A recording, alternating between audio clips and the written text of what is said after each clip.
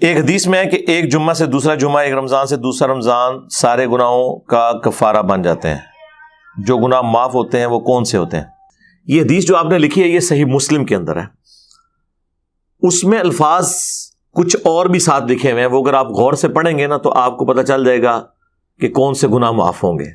اس میں الفاظ ہیں اگر کبیرہ گناہوں سے بچا جائے، حدیث سٹارٹ اس سے لیتے، اگر کبیرہ گناہوں سے بچا جائے تو ایک نماز سے دوسری نماز، ایک جمعے سے دوسرا جمعہ اور ایک رمضان سے دوسرا رمضان درمیان کے گناہوں کا کفارہ بن جائیں گے۔ تو جب بول دیا کبیرہ گناہوں سے تو اس کا مطلب ہے کہ ایک نماز سے دوسری نماز، ایک جمعے سے دوسرا جمعہ، ایک رمضان سے دوسرا رمضان صرف چھوٹے گناہوں کا کفارہ بن سکتے ہیں، کبیرہ گناہوں کا نہیں۔ سب سے بڑا کبیرہ گناہ شرک کے بعد نماز کو چھوڑنا ہے۔ سورہ روم کی آیت نمبر 31 ہے، منیبین الیہ، رجوع لاؤ اس کی طرف، وَأَقِیمُوا الصَّلَاةَ، اور نماز کو قائم کرو، وَلَا تَكُونُوا مِنَ الْمُشْرِكِينَ، اور دیکھنا شرک کرنے والوں میں شامل نہ ہونا۔ گویا کہ نماز چھوڑنے والا شرک کرنے والی کیٹیگری میں فال کرتا ہے۔ یہ مشرکین کی عادت ہے کہ وہ نماز نہیں پڑھتے، بالکل واضح ہے۔ اور کیا ہے؟ پاکستان کے شناختی کارڈ میں نماز چھوڑنے والا مسلمان ہے نا، قرآن تو کہہ رہے کہ مشرک نہ ہو جانا نماز کو چھوڑ کے، اور مسلم شریف کی حدیث تو اس کو بریف کرتی ہے۔ صحیح مسلم میں 246 نمبر حدیث ہے انٹرنیشنل نمبر کے مطابق کہ بندے کے کفر اور ایمان، شرک اور اسلام کے درمیان فرق نماز ہے۔ اب اس سے بڑھ کے کیسے سمجھایا جا سکتا ہے؟ مسلم شریف میں عبداللہ ابن مسعود رضی اللہ تعالیٰ عنہ کی ایک حدیث ہے بڑی رکت انگیز۔ وہ کہتے ہیں کہ یہ جماعت کے ساتھ نماز پڑھنا یہ تمہارے نبی کی سنت خدا ہے جو اللہ تعالیٰ نے تمہارے نبی کو گفٹ دی ہیں، اس پہ چلو گے تو تمہارے لیے اللہ کی رحمتوں کا نزول ہوگا۔ رسول اللہ کے زمانے میں صلی اللہ علیہ وآلہ وسلم اگر کوئی شخص بیمار بھی ہوتا اور وہ 2 بندوں کے سہارے مسجد میں آ سکتا تو وہ نماز مسجد میں ہی پڑھتا تھا، کہیں اسے منافق نہ شمار کر لیا جائے۔ یعنی اس زمانے میں اگر کوئی بیمار بندہ بھی نماز چھوڑتا تھا تو یہ ڈرتا تھا کہ اگر میں مسجد میں نہ گیا تو لوگ سمجھیں گے کہ اس نے کلمہ اوپر سے پڑھا ہوا ہے، کیونکہ اگر مسلمان ہوتا تو مسجد میں آ کے نماز پڑھتا۔ ان کو کیا پتا تھا کہ کروڑوں مسلمان ایسے بھی پاکستان میں آنے والے ہیں کہ جو اپنے آپ کو صحابہ اور اہل بیت سے بڑا عاشق رسول کہیں گے، جس کا سب سے بڑا ثبوت ہے کہ وہ میلاد کے جلسوں میں تو نکلیں گے، جلوسوں میں، نماز کے لیے نہیں نکلیں گے۔ 12 ربیع الاول کے جلوسوں میں آپ رش دیکھ لیں اور مسجد میں رش دیکھ لیں تو آپ کو پتہ چل جائے گا۔ وہ جلوس ایگزیکٹلی کئی جگہوں پر ظہر کے وقت ختم ہو رہے ہوتے ہیں، ہونا تو چاہیے کہ وہاں جہاں پہ وہ جلوس ختم ہوا ہے وہاں مسجد میں جوتیوں والی جگہ پہ بھی جگہ نہ ملے، لیکن نہیں، لوگ اپنے اپنے گھروں میں چلے جاتے ہیں۔ نماز تو قسمت والوں نے پڑھنی ہے۔ جامعہ ترمذی میں حدیث ہے، ہمارا اور منافقین کا عہد نماز کی بنیاد پہ قائم ہے، جس نے نماز جان بوجھ کے چھوڑ دی اس نے کفر کیا۔ اور جامعہ ترمذی میں حدیث ہے، عبداللہ بن شقیق تابعی کہتے ہیں کہ صحابہ کرام علیہم رضوان تارک الصلاح کے علاوہ کسی کی تکفیر نہیں کرتے تھے، یعنی نماز چھوڑنے والے کو وہ کافر سمجھتے تھے۔ اتنا سینسٹیو ایشو ہے نماز کا۔ تو لہٰذا اگر کسی کے دماغ میں ہے نا کہ میں ایک جمعہ پڑھوں اور آگے سے دوسرا جمعہ پڑھوں اور بیچ کے سارے میرے گناہ معاف ہو جائیں، اس حدیث کے تحت نہیں، نماز چھوڑنا خود کبیرہ گناہ ہے۔ اور مسلم کی حدیث سٹارٹ اس سے ہو رہی ہے کہ اگر کبیرہ گناہوں سے بچا جائے تو ایک نماز سے دوسری نماز اور ایک جمعے سے دوسرا جمعہ اور ایک رمضان سے دوسرا رمضان درمیان کے گناہوں کا کفارہ ہے، ادروائز کوئی نہیں۔ تو اب جس نے نماز چھوڑ دی اس نے کبیرہ گناہ کیا۔ اب یہ بھی ایک بڑی تلخ حقیقت ہے اور آپ سمجھ لیں ایک پریشان کن بات ہے ایک مسلمان کے لیے کہ ہمیں جتنے نون گناہ ہیں نا جو ہم جانتے ہیں ہمارے علم میں، وہ سارے ہی کبیرہ ہیں۔ بخاری مسلم میں درجنوں احادیث ہیں، مشکات کی پہلی جلد میں آپ کو گناہ کبیرہ کا بیان ایک پورا چیپٹر ملے گا، اس میں انہوں نے بخاری مسلم کی وہ ساری حدیثیں جمع کی ہیں کہ وہ بڑے بڑے گناہ کون سے ہیں۔ شرک، نماز چھوڑنا، زنا، چوری، شراب نوشی، جادو کرنا، ماں باپ کی نافرمانی کرنا، غیبت، چغلی، کسی کی دل آزاری کرنا. منتصر جن نے تو انہوں پتا نہیں نا، لسٹ بنا لو 15-20 دی، انہیں کوئی بھی گناہ ایسا نہیں ہے جو نماز پڑھنے سے معاف ہو جب تک کہ کوئی توبہ نہ کر لے. اب آپ سوچ رہے ہوں گے اگر نماز سے معاف نہیں ہو تو کیا کریں؟ توبہ کریں، توبہ سے معاف ہو جائے گا. اور توبہ پاکستانی نہیں کہ توبہ کر کے پھر کام چک کے رکھیے، نہیں، توبۃ نصوحا، ایسی توبہ جو آگے کو نصیحت ہو جائے، ایسی توبہ ہو جائے. توبوا الی اللہ توبۃ نصوحا، اللہ کی طرف توبہ کرو جو آگے کو نصیحت ہو جائے. لیکن بعض اوقات انسان نفس سے مغلوب ہو کے دوبارہ سے گناہ کر بیٹھتا ہے. اس وقت تو اس کی نیت نہیں ہوتی کہ میں توبہ اس لیے کروں کہ دوبارہ کر لوں گا. پھر بھی کبھی کبھار ایسا ہو جائے تو توبہ کا دروازہ کھلا ہے. انسان نے بہرحال جو کوئی بھی جرم کرے اس نے اللہ کے دامن کرم میں ہی پناہ لینی ہے. اللہ سے تو ہم اپنے آپ کو بے نیاز نہیں کر سکتے، لہذا توبہ کا سلسلہ جاری رکھنا ہے. وہ جامعہ ترمذی میں حدیث ہے کہ موت کے غرغرے سے پہلے پہلے توبہ قبول ہے. لیکن اب کسی کو پتا تو نہیں کہ وہ ایک دم موت کس وقت آ جائے. اچانک ہارٹ فیلئر ہو سکتا ہے، روڈ ایکسیڈنٹ ہو سکتا ہے، ایئر کریش میں لوگ مر جاتے ہیں، اور کئی ایک ایشوز لوگوں کے ساتھ ہو جاتے ہیں، ان کو موقع ہی نہیں ملتا توبہ کرنے کا. توبہ کو حرز جاں بنائیں، اللہ کی طرف رجوع لاتے رہیں، اور کبھی بھی اللہ تعالیٰ کے حوالے سے اپنے آپ کو بے نیاز نہ کریں. چاہے کوئی کتنا ہی نیکوکار ہو، شریعت کا پابند ہو، گناہوں سے بچنے والا ہو، توبہ تو اس کی بھی ضرورت ہے. نبی الاسلام جب اس کی ترغیب دلا رہے تھے تو بخاری کے الفاظ ہیں کہ بے شک میں بھی اپنے رب سے روزانہ 70 دفعہ توبہ کرتا ہوں. یعنی یہ 70 کا عدد جو ہے نا عربی میں کثرت کے لیے آتا ہے. یہ ضروری نہیں کہ 70 دفعہ کرتے ہوں گے، مراد یہ ہے کہ 100 دفعہ بھی ہو سکتا ہے، 1000 دفعہ بھی ہو سکتا ہے. تو چلے اگر کسی نے 70 بھی لینا ہے تو 70 بھی بہت بڑی ڈیجٹ ہے.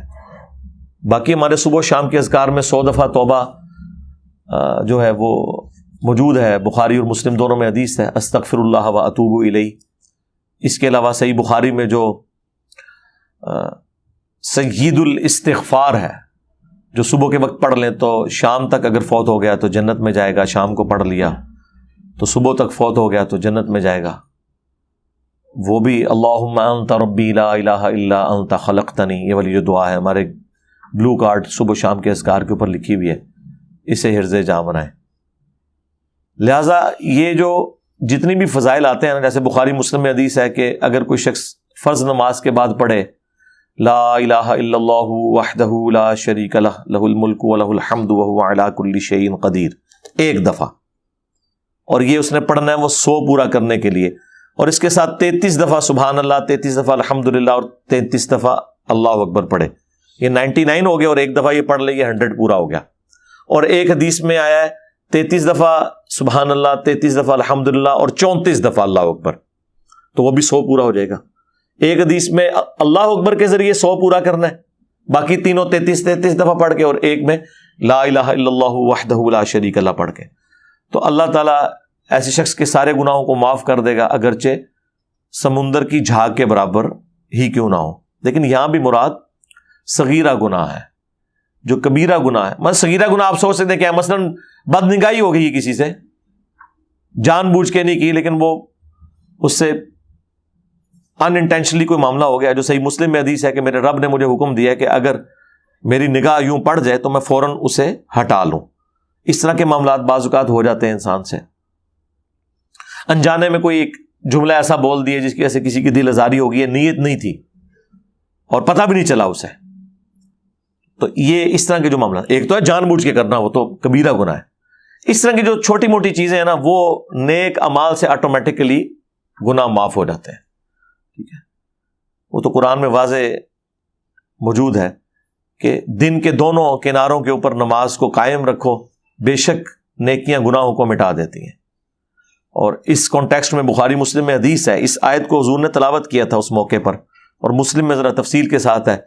جب ایک صحابی نے کہا کہ میں نے آج ایک غیر محرم عورت کو گلے لگا لیا راہ چلتے ہوئے کسی گاؤں ایریا میں دور دراز، لیکن میں نے اس کے ساتھ یعنی وہ انٹر کورس والا معاملہ نہیں کیا تو آپ مجھے پاک کر دیں. حضور علیہ السلام تھوڑی دیر خاموش رہے اور پھر یہ آیات نازل ہوئی اللہ کی طرف سے. پھر آپ نے وہ سوال کرنے والے کو بلایا اور آیات تلاوت کی کہ ٹھیک ہے نماز پڑھو اللہ تعالیٰ معاف کرے گا. اب اس کا مطلب یہ نہیں کہ کوئی شخص یونیورسٹیز میں کالجز میں ڈیٹے مارتا رہے اور اینڈ پہ نماز پڑھے اور کہ جی معاف ہو گیا. نہیں, ایک دفعہ ہی واقعہ ہوا ہے. اس پہ اجماع ہے کہ کسی چھوٹے گناہ کو بار بار کرنا یہ خود کبیرہ گناہ ہے. یہ ذہن میں رکھیے گا. ایک ان انٹینشنلی ایک چیز ہوگی وقتی طور پر, ایک پورے پلان کے ساتھ آپ بار بار کرتے ہیں کہ خیر ہے اس میں کیا حرج ہے. تو اس میں بھی اجماع ہے کہ جو چھوٹے گناہ لوگ تصور کیے ہوئے ہوتے ہیں ان کو پوری انٹینشن کے ساتھ بار بار کرنا یہ بھی کبیرہ گناہ ہے. اور یہ توبہ والا بھی جو کنسپٹ ہے نا پاکستان میں, یہ مجھے نہیں سمجھ آتی ہے کون سی توبہ انہوں نے بنائی ہوئی ہے. اللہ تعالیٰ تو جو توبہ کا کنسپٹ بیان کرتا ہے نا وہ تو یہ ہے کہ جو شخص اپنے گناہ کے اوپر شرمندہ ہو, اس کے بعد اللہ کی طرف رجوع لائے اور اپنی اصلاح کر لے تو تب اس کی توبہ قبول ہوگی. یہ سورۃ النساء میں بھی اللہ تعالیٰ نے فرمایا, سورۃ النحل کے اندر تو بڑی شان کے ساتھ بالکل اینڈ پہ جا کے آتی ہیں, پارہ نمبر 14 کے اینڈ کے اوپر جہاں سورہ النحل جو ہے وہ کنکلوڈ ہو رہی ہے. تو آپ کو پتہ چل جائے گا قرآنی توبہ میں اور پاکستانی توبہ میں کیا فرق ہے. زمین آسمان کا فرق ہے سرکار, پتہ نہیں ہمیں کون سا. یہ آیت نمبر ہے 119. ثم ان ربک للذین عملوا السوء بجہالہ, پھر اس کے بعد بے شک تمہارا رب ان لوگوں کے حق میں جو کہ جہالت کی وجہ سے, کمزوری کی وجہ سے گناہ کر بیٹھے, ثم تابوا, پھر اس کے بعد توبہ کر لیں, من بعد ذالک, اس گناہ کے فوراً بعد, واصلحوا, اور اپنی اصلاح کر لیں. یہ اصل چیز ہے. توبہ یہ نہیں ہے کہ ایک کام ہوا تو 100 تسبیح پھیر دی توبہ کی, نہ, اصلاح کریں کہ واقعی نماز چھوڑی تھی اب نہیں چھوڑوں گا, روزے چھوڑے تھے اب نہیں چھوڑوں گا, زکوٰۃ میں نے ڈنڈی ماری تھی اب نہیں ماروں گا, کم تولتا تھا اب یہ حرکت نہیں کروں گا. ان ربک من بعدھا لغفور رحیم. دیکھ لیں, شکر ہے عربی اور اردو میں کوئی فرق نہیں, کیونکہ اردو کی ماں عربی ہے. یہ وہ سارے الفاظ ہیں, ان ربک, بے شک تیرا رب, من بعدھا, اس کے بعد, لغفور رحیم, ضرور بخشنے والا مہربان ہے. کس کے بعد؟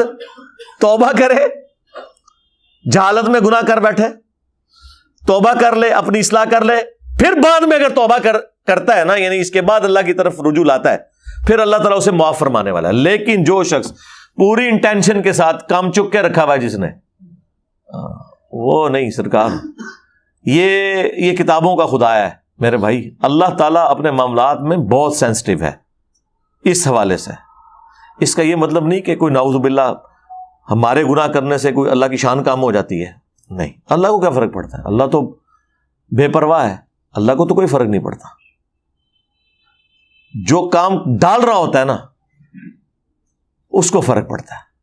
لیکن چونکہ اللہ کی یہ خواہش ہے اپنے بندوں سے کہ سب کے سب لوگ وقت کے پیغمبر کی پیروی کریں صلی اللہ علیہ وآلہ وسلم, پھر رسول اللہ کی شفاعت کے ساتھ, میری رحمت کے ساتھ جنت میں داخل ہوں. یہ تو اللہ کی اپنے بندے سے ایک ریکوائرمنٹ ہے. اس لیے اللہ تعالیٰ ہمارے ساتھ ہمدردی کر رہا ہوتا ہے کہ بھئی میں تو اپنے روز میں بڑا سخت ہوں, میں نے تو کوئی لحاظ نہیں کرنا, میری تو نہ کسی پیغمبر کے ساتھ کوئی رشتہ داری ہے, نہ کسی فرشتے کے ساتھ, نہ کسی بڑے سے بڑے انسان یا جن کے ساتھ. میں اپنے روز کے اندر بہت اسٹرکٹ ہوں, لہٰذا تم نے اپنے آپ کو سدھار لینا ہے. اس لیے توبہ کے حوالے سے کانشیس رہا کرے, اللہ کی طرف رجوع لاتے رہے, خصوصاً جب کبھی کوئی مس ہینڈلنگ ہو ایٹ دا اسپاٹ, اس وقت تو آپ نے توبہ کرنی ہے. ایک اور آیت ہے سورہ النساء کی, میں وہ بھی یہاں پہ کور کر دیتا ہوں, وہ بھی بڑی رکت انگیز ہے. لیکن سرکار یہ تو ان لوگوں کے لیے نا جو قرآن پڑھتے ہیں, جنہوں نے قرآن کبھی کھولا ہی نہیں ہے, جن کو یہ پتہ ہی نہیں ہے کہ اللہ تعالیٰ کی اپنے بندوں سے کیا ڈیمانڈ ہے. آیت نمبر ہے 17. انما التوبۃ علی اللہ, اللہ تعالیٰ کے ذمہ کرم پہ ہے ایسے لوگوں کی توبہ قبول کرنا. اللہ دیکھیں اپنے اوپر خود واجب کر رہا ہے. اللہ بھی کوئی چیز واجب کر سکتا ہے؟ اللہ کہتا ہے یہ میرے اوپر ذمہ داری ہے کہ میں ایسے لوگوں کی توبہ ضرور قبول کروں گا. یعملون السوء بجہالہ، جو جہالت کی وجہ سے، اگنورنس میں گناہ کر بیٹھے. اچھا، قرآن تو جان بوجھ کے گناہ والے معاملے کی طرف جاتا ہی نہیں. قرآن تو کہتا ہے بھول کے کر لیا. ہو اللہ کا بندہ، پیغمبر کا ماننے والا صلی اللہ علیہ وآلہ وسلم، اور اتنی دلیری دکھائے کہ گناہ کر بیٹھے. ثم یتوبون من قریب، پھر فوراً ہی توبہ کر لے. من قریب، ایک قریب اردو میں بھی استعمال ہوتا ہے. فَأُولَٰئِكَ يَتُوبُ اللَّهُ عَلَيْهِمْ، تو ایسے لوگ ہیں جن کی طرف اللہ تعالی رجوع فرمائے گا، ان کی توبہ قبول کرے گا. اچھا، اللہ کا بھی نام ہے التواب. بندہ بھی توبہ کرتا ہے اور اللہ بھی توبہ کرتا ہے. بندے کی توبہ یہ ہے اللہ کی طرف رجوع لانا گناہ کر کے، اور اللہ کی توبہ یہ ہے کہ اللہ تعالی بندے کی طرف رجوع لاتا ہے کہ اچھا اب آ گیا تو، چل تجھے معاف کیا. توبہ کا معنی جو ہے وہ ہے رجوع لانا. بندہ اللہ کی طرف لاتا ہے، اللہ بندے کی طرف. وَكَانَ اللَّهُ عَلِيمًا حَكِيمًا، اور اللہ تعالیٰ علم والا، حکمت والا، یعنی اسے پتہ سب کچھ ہے. حکمت ہے کہ ڈھیل دیتا ہے. بخاری مسلم میں حدیث ہے، مسلم میں تو بڑے شان کے ساتھ آئی ہے کہ جو شخص گناہ کرنے کے بعد توبہ کرتا ہے تو اللہ تعالیٰ کو اس بندے سے ایسی خوشی ہوتی ہے جیسا کہ ایسا شخص جو کہ کسی ریگستان میں ہو اور اس کا سارا ساز و سامان ایک اونٹ کے اوپر لدا ہوا ہو. تھوڑی دیر کے لیے آرام کے لیے بیٹھے، آنکھ لگ گئی اور اونٹ غائب. جب اٹھا تو پریشان کہ اب تو موت سامنے ہے، کیونکہ ریگستان میں تو نہ پانی نہ کھانا. کئی ہفتے تک اونٹ تو سفر کر لیتا ہے کیونکہ اس نے پانی سٹور کیا ہوتا ہے اندر، اللہ نے اس کو بنایا ایسا ہے. انسان تو مر جائے گا بغیر پانی کے. اب وہ بیٹھ کے موت کا انتظار کرنا شروع کر دے اور اچانک اس کے سامنے اس کی سواری آ جائے، یعنی اسے نئی زندگی مل جائے، اور وہ اتنا خوش ہو کہ اس کی زبان لڑکھڑا جائے خوشی کی وجہ سے. کہنا تو اس نے یہ ہو کہ اے اللہ میں تیرا بندہ، تو میرا رب، لیکن زبان لڑکھڑا جائے تیزی میں وہ کہے کہ اے اللہ تو میرا بندہ، میں تیرا رب. من شدت الفرح. یہ نہیں ہے کہ اس سے کچھ چیز رسول اللہ یا اشرف رسول اللہ ثابت ہو رہا ہے، وہ ایسے ثابت کرتے رہے. اللہ دے وہ بندے ہو مامو پارٹی تو آڈے لوگوں نے پوری انٹینشنل پڑھایا، آج تک چھاپ رہے ہیں، ڈیفینڈ کر رہے ہیں اس کا اور اس بندے کا جس کی زبان لڑکھڑا گئی. اس کے ساتھ کیا لینا دینا ہے؟ ڈنگروں والی زندگی گزار رہے ہو تم لوگ.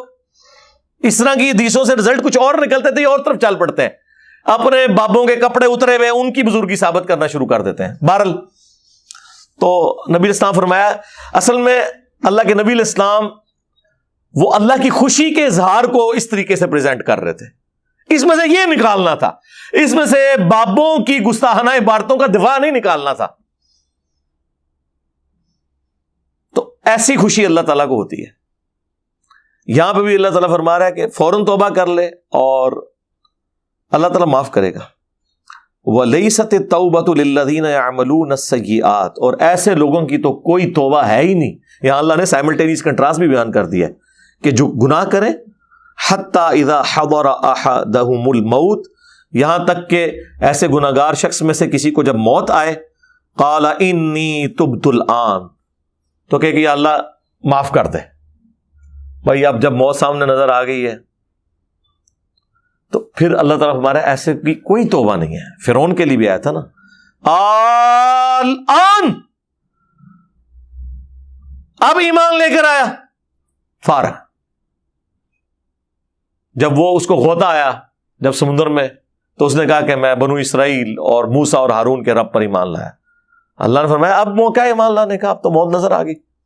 یہ وہی لفظ ہے، انی تبت الآن وللذین یموتون وہم کفار، اور نہ ایسے لوگوں کی توبہ کبھی قبول ہوگی کہ جو کفر کی حالت میں مرے. اب اس سے مراد یہ ہے کہ آخرت میں گناہگار مسلمان کے تو چانس ہیں کہ اس کو اللہ تعالیٰ عذاب کے بعد یا رسول اللہ کی شفاعت کے ساتھ یا اپنی رحمت کے ساتھ معاف کر دے، لیکن اللہ تبارک و تعالی جو شخص کفر کی حالت میں دنیا سے گیا، آخرت میں نہ اپنی رحمت سے نہ رسول اللہ کی شفاعت سے اسے معاف کرے گا. اس لیے یہاں ذکر ہے اولئک اعتدنا لهم عذابا علیما، ایسے لوگوں کے لیے دردناک عذاب اللہ تعالیٰ نے تیار کر رکھا ہے. اللہم لا تجعلنا منہم، اللہم اجرنا من النار، اللہم انا نسألک جنت الفردوس مع النبیین والصدیقین والشہداء والصالحین، آمین۔ تو توبہ اس کی قبول ہے جو فوراً توبہ کر لے، اپنی اصلاح کر لے، یعنی پاکستانی توبہ نہ کرے، صحیح والی توبہ کرے جیسا کہ توبہ کرنے کا حق ہے۔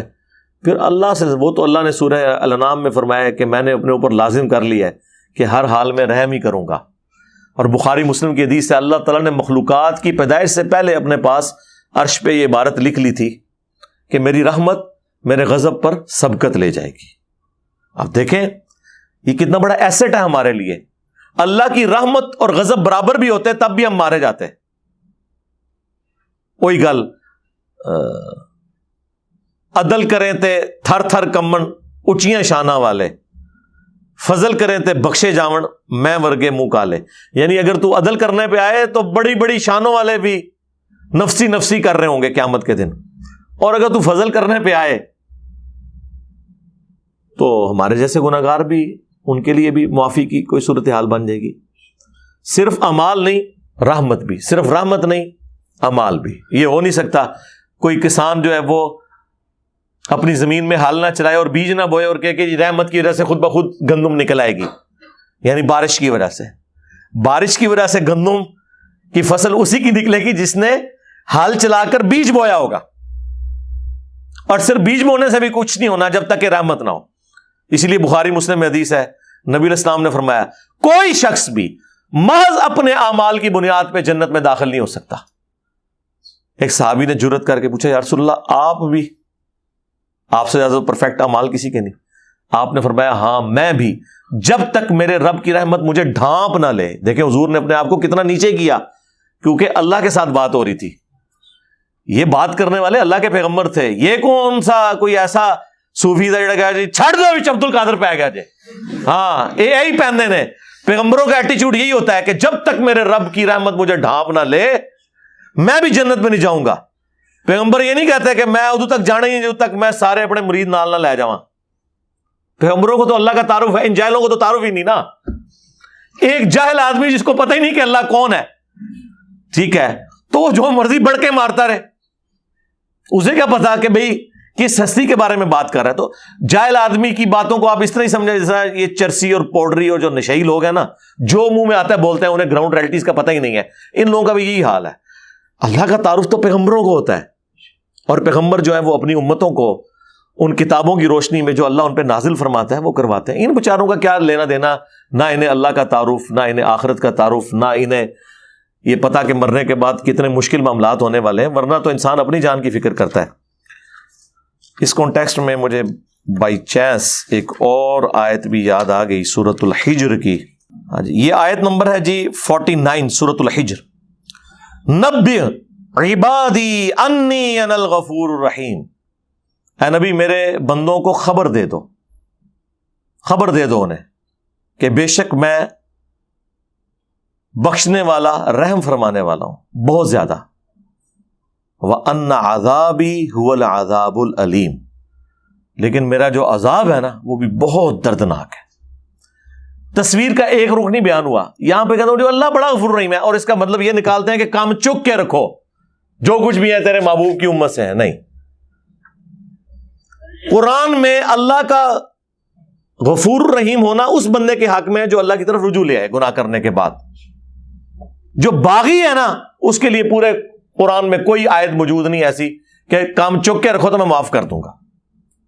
سورہ زمر میں آیا کہ اے نبی علیہ السلام جنہوں نے اپنی جانوں پر ظلم کیا، میرے ان بندوں کو خبر دے دو کہ اللہ کی رحمت سے نا امید نہ ہو، لا تقنطوا من رحمت اللہ، بے شک اللہ تعالیٰ سارے گناہوں کو معاف کر دے گا۔ لیکن یہ ان لوگوں کے لیے ہے کہ جو رجوع لانا چاہیں، یہ نہیں ہے کہ وہ دنیا بھی اپنی مرضی کی گزاریں اور آخرت بھی اپنی مرضی کی۔ نہ سرکار، دنیا اگر اپنی مرضی کی گزاریں گے پھر آخرت اللہ کی مرضی کی ہوگی، اور اگر دنیا آپ نے اللہ اور اس کے محبوب صلی اللہ علیہ وآلہ وسلم کی مرضی کی گزاری پھر آخرت آپ کی مرضی کی ہوگی۔ ہاں، پھر آپ کو اللہ تعالیٰ جنت میں وہ مقام دے گا کہ جو خواہش کریں گے وہ چیز ہو جائے گی، لیکن اس کے لیے شرط یہ ہے کہ دنیا آپ نے اللہ کی مرضی کی گزارنی ہے۔